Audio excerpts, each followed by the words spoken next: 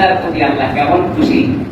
Line শাকারতুম লাযীদান্নাকুম ওয়া line কাফারতুম ইন্না আযাবী লাশাদীদ।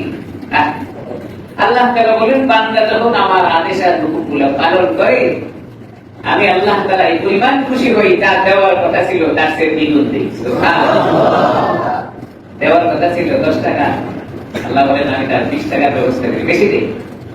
লাযীদান্নাকুম, লামে লায়ে তাকিদ, আরবি ভাষায় গ্রামাটিক্যাল শব্দ, বলে বেশি করে দেয়, বেশি করে দেয়।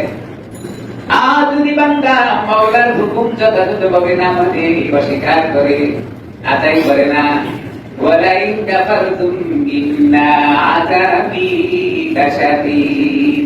আল্লাহ বলেন আমি মাওলা বান্দার প্রতি খুশি হইতে পারি না, আমি যা দিতে চাইছিলাম তা তো দিবই না, বরং আযাবের ব্যবস্থা আমি করে রেখেছি। লাশাদীদ বলছেন আল্লাহ তাআলা, শক্ত আযাব দিবেন। আল্লাহ যদি শাস্তির ব্যবস্থা করার ঘোষণা করে থাকেন, বাঁচার রাস্তা খুঁজে পাবো, আল্লাহ শাস্তি থেকে বাঁচার রাস্তা খুঁজে পাবো। আর আল্লাহ যদি স্বাভাবিক পর্যায়ে ধরে বসেন, কোন বান্দারই বাঁচার রাস্তা নেই, হিসাব তো অনেক পরেই থাকে যদি স্বাভাবিক হয়।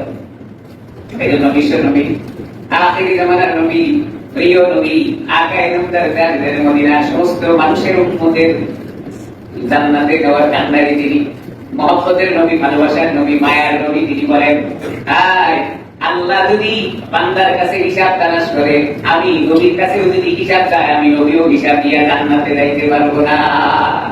আল্লাহর নবীও বলেন যদি হিসাব চান তাহলে আমিও হিসাব দিতে পারবো না। আমার জায়গা কোথায় বলে তো একটু, তাকে সৃষ্টি না করলে কোন কায়নাত কোন কিছু দেখা সম্ভব হইল না।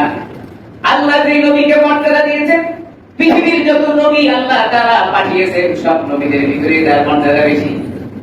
যতগুলো রাসূল দুনিয়ার জন্য পাঠাইছেন তার ভিতরে তার মর্যাদা বেশি। এই জন্য কিতাবে আছে তিনি নবীদেরও নবী, শুধু মাখলুকের নবী না, নবীদেরও নবী, তিনি রাসূলদেরও রাসূল। রাসূলদেরও রাসূল।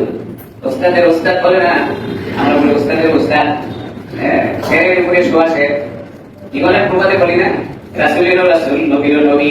এমন নবী বলেন যদি হিসাব চাই, আমি নবীও হিসাব দিতে পারবো না। আমার জায়গা কোথায়? 2 দিন সেজদা দেওয়ার পরে আমি মনে করি আমি আমার মুক্তি পেয়েছি, জান্নাত তো আমার জন্য বাকি।